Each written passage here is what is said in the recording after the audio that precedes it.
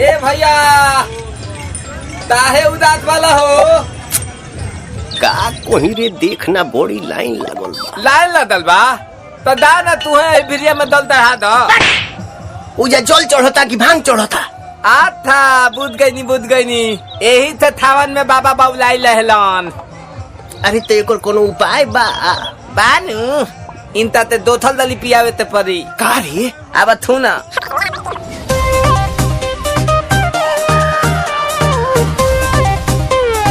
हर हर बम बम।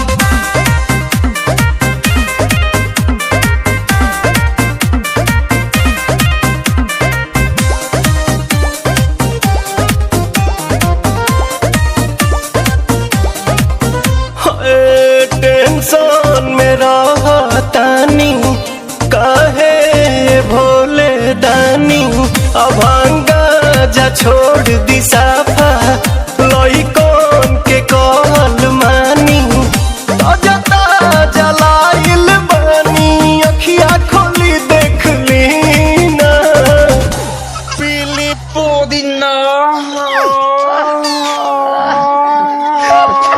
पुदीना पीली पुदीना पीली पुदीना सावन भरही असो भगिया के बिना। रे बबिया ना पिहन का रे? लोता ना भैया हम पियावा तनी। हाँ हाँ पिया।